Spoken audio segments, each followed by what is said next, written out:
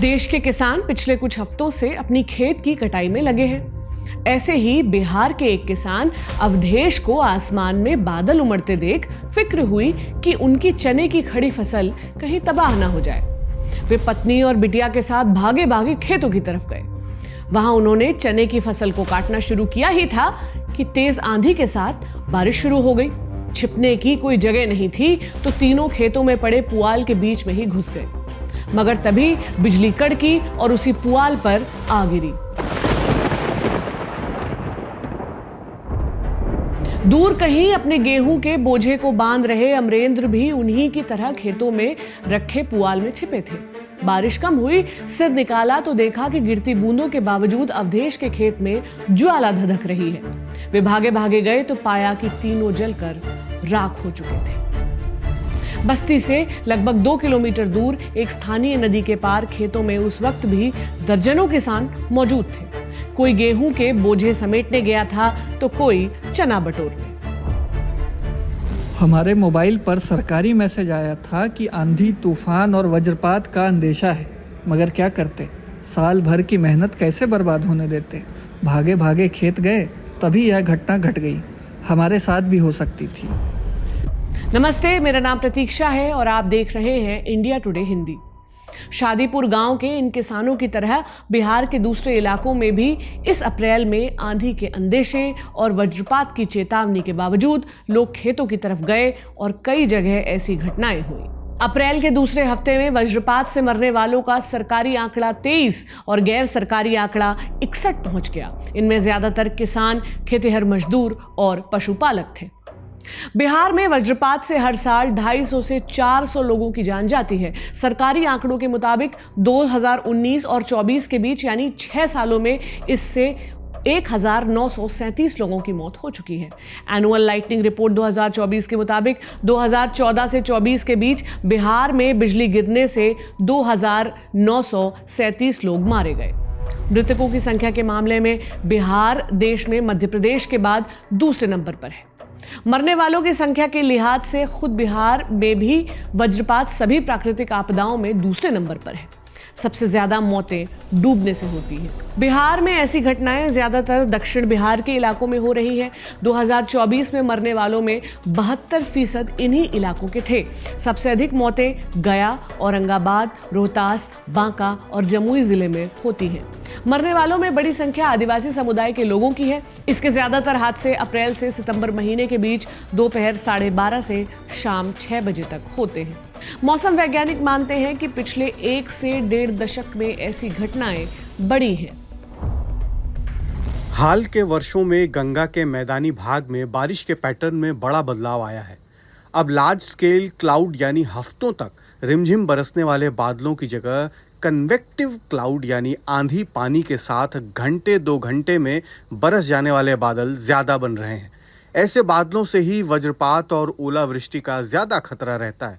बिहार में हाल के दशकों में होने वाले अनियोजित निर्माण कार्य ने भी इस तरह के बादलों को बढ़ावा दिया है। इस तरह के निर्माण की वजह से कई शहरी इलाके काफ़ी गर्म हो जाते हैं और उनके पड़ोस का इलाका अपेक्षाकृत ठंडा रह जाता है। इसी वजह से कन्वेक्टिव क्लाउड ज़्यादा बनते हैं।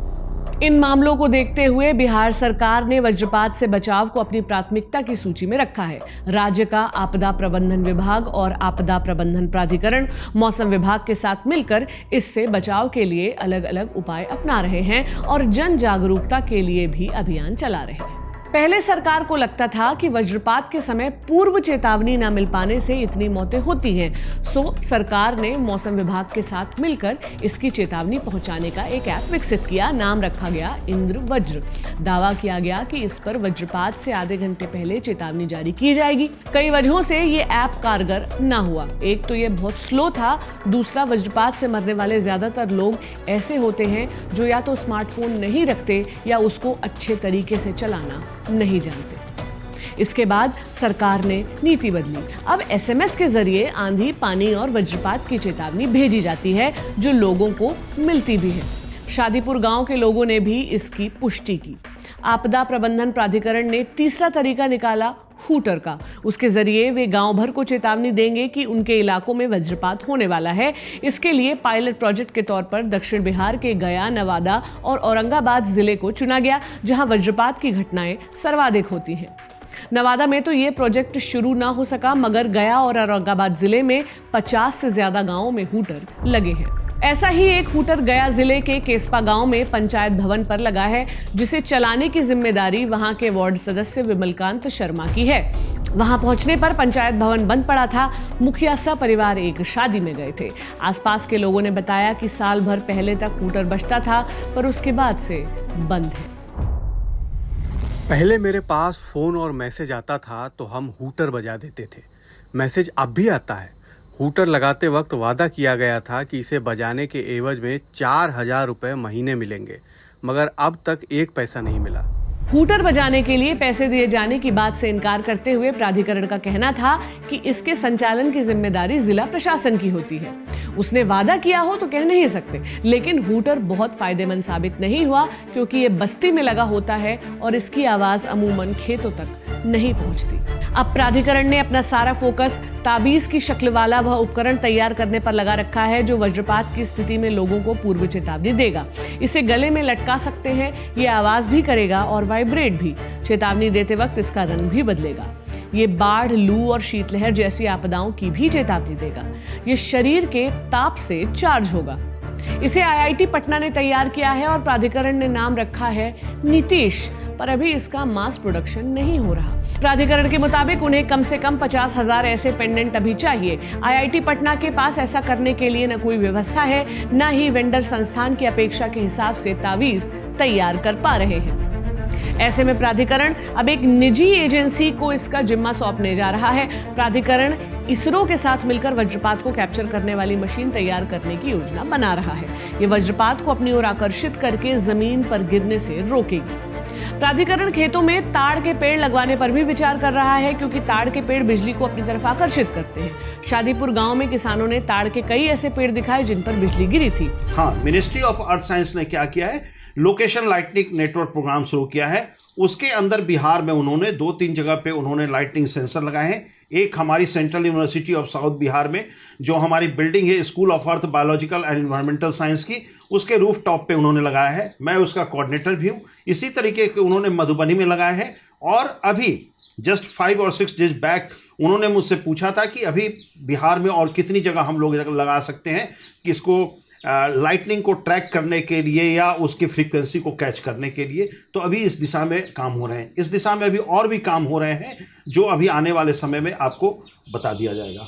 इस मशीन से ये देखिए, ये मशीन क्या है, इस मशीन के द्वारा हम पता क्या करते हैं कि किस एरियाज में आपका 10 मिनट, 20 मिनट और 30 मिनट पहले आपका ये लाइटनिंग हुआ है।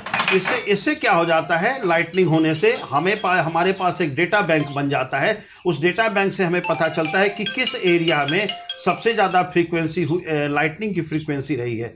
तो इससे क्या होता है कि हमारा एक डेटा बैंक बन जाएगा, किस किस एरिया में किस तरीके की टेंडेंसी रही है या ट्रेंड रहा है लाइटनिंग के होने की, उनकी फ्रीक्वेंसी की एक क्या टेंडेंसी है, क्या ट्रेंड है, इससे हमें पता चल जाएगा। जैसा मैंने पहले बताया, अभी हमारे पास कोई ऐसी टेक्नोलॉजी नहीं है जो पॉइंट लोकेशन पे बताए कि हाँ इस लैटिट्यूड और लॉन्गिट्यूड्स पे लाइटनिंग होगी।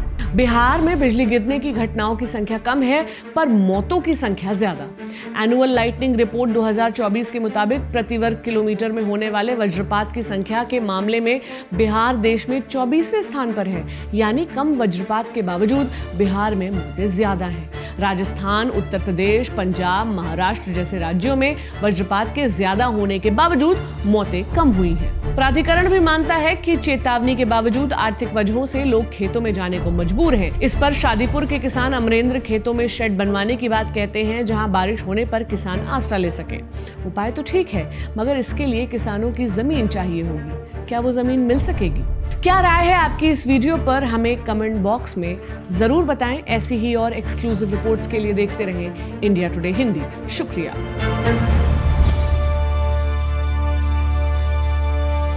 इसी तरह की तसल्ली से भरी हुई एक्सक्लूसिव रिपोर्ट्स देखने के लिए सब्सक्राइब करें इंडिया टुडे हिंदी का YouTube चैनल और बेल आइकन जरूर प्रेस करें ताकि वीडियो अपलोड होते ही आपको खबर हो जाए।